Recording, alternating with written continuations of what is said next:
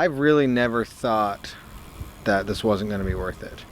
The hardest thing probably has been to not listen to the people that say you can't do it, to turn down the volume on all the negativity, and to focus on the things that are positive, the things that are uplifting, and the things that drive you forward to the finish line.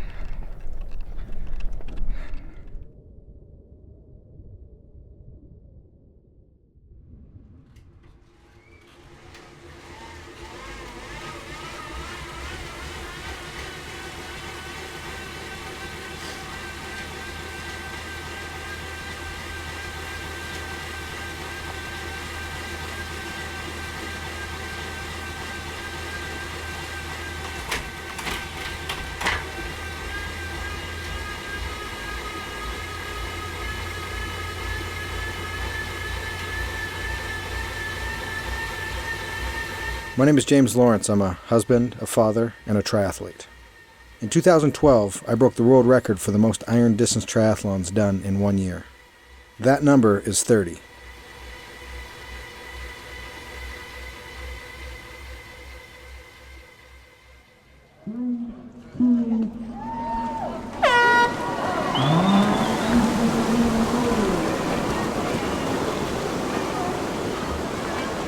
An iron distance triathlon consists of a 2.4 mile swim, a 112 mile bike ride, followed by a 26.2 marathon run. This year, including training, I swam over 450 miles. That is close to the equivalent of swimming from San Francisco to Los Angeles. I ran about 3,000 miles, and that's the distance from the northern tip of Maine to the southern tip of California. I also biked about 16,000 miles, which is about 2/3 of the way around the world.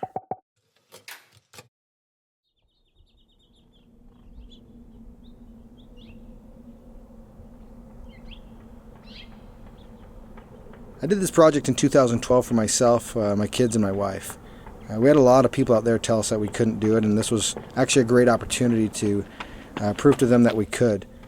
But mostly just prove to myself, my children, that if you go out and you set a goal, you go, you do it, and you take care of it. By doing this project, we had a great opportunity to inspire people, to motivate them to doing something bigger than themselves. It was a huge blessing for us and an opportunity to go out and raise money for charity. It affected a lot of people out there that we didn't even know, and hopefully impact their lives for generations and years to come. In order to have success and accomplish this goal, there were many moments where I had to rely on people, I had to make good connections with people, and I don't think I would have made it to this finish line or achieved this goal had it not been for the energy and efforts of others. A race in particular I can think of would have been the 27th race of the year, where I had an awesome opportunity to race with a boy named Dayton. Dayton has cerebral palsy and he can't swim, bike, or run on his own. And I simply wanted to give him the opportunity to be an Ironman and help him cross that finish line.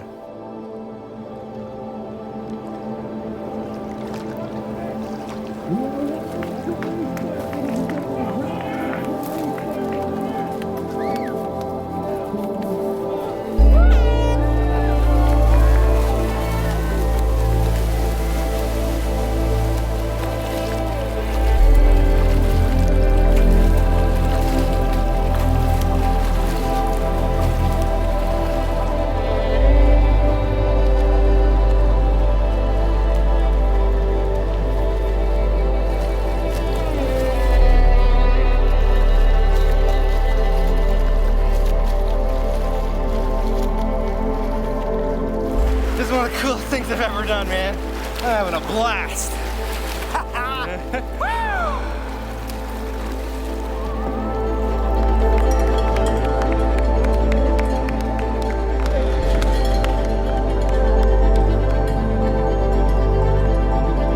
By mile 30 of the bike ride, I was completely demoralized. There was a severe malfunction with the cart that almost made it impossible to continue. I completely wanted to quit, but as I looked back at Dayton, I realized I couldn't, and that absolutely wasn't an option. Had it not been for his energy, his spirit, I don't think I would have made it through that day.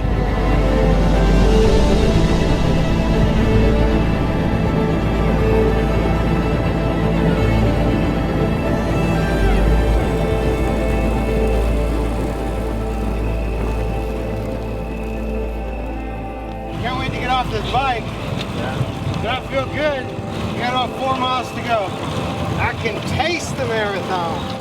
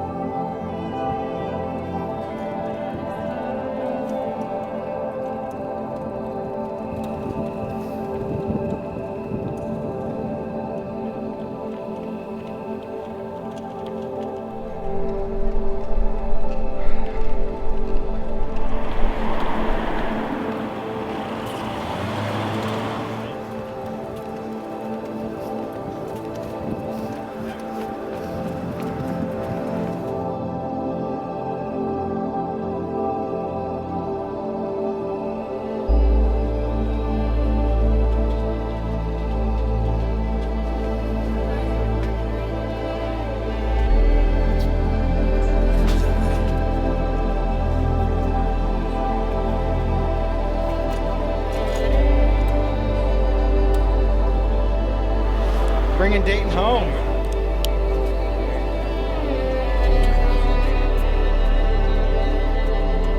I don't think I will ever forget that day with Dayton. It was one of the more special, more real days I had all year.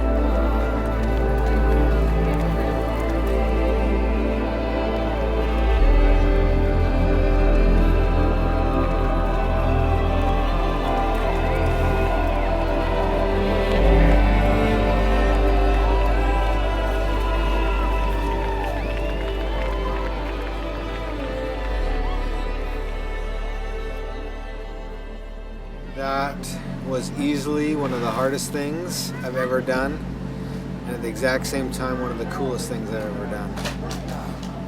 I wanted to quit at mile 30 on the bike ride, and I kept thinking to myself, Dayton can't ride a bike, and I get to ride my bike today.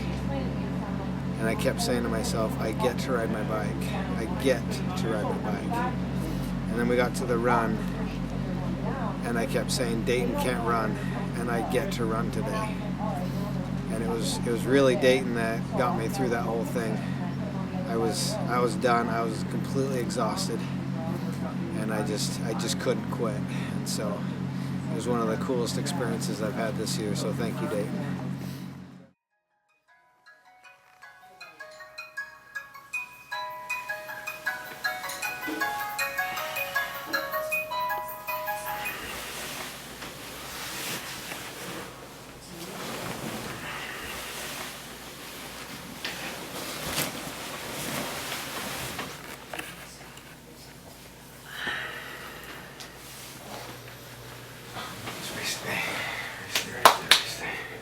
My morning routine, pretty simple. 2 packets of rocket fuel, some Sia, disgusting V8, and then some First Endurance Ultragen, not Ultragen, it's that early. Optogen, First Endurance Optogen, and then some 6 Nutrition. You ready, Dave?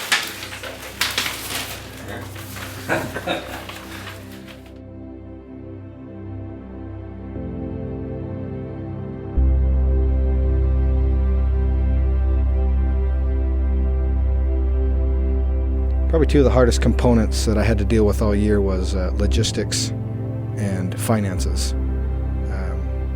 Doing the actual Ironmans, oddly enough, was the easy part for me. I had to worry about food on the table, rent being paid, making sure that my family was taken care of.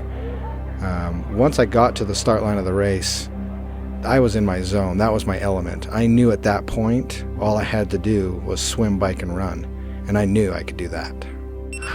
Here we go. We're less than a minute away from the 30th Ironman of the year. Here we go, baby. 3, 2.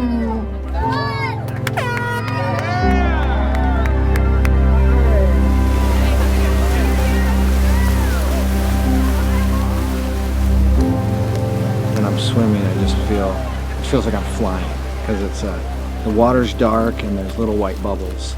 And so when I'm swimming and I'm pulling hard and it just feels like it's a dark lit sky with stars all around me, and I'm just kind of flying. And then when I get on the bike, I really enjoy that time. It's just one of the highlights of my day. The entire day is a highlight, but being out there on the bike, it's just a special time for me. There are definite hard times on the bike just because it's one of the longest parts of the race. And then you get these euphoric highs where you're just flying and you're like, this is exactly where I want to be.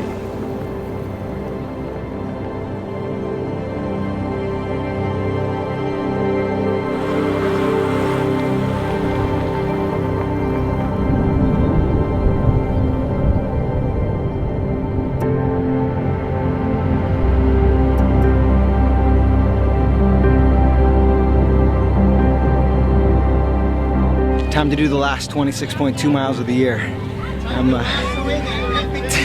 Time to take one last victory lap, man.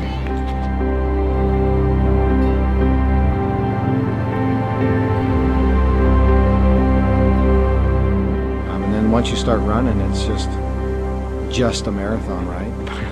But that's when you really get into the heart of an Ironman.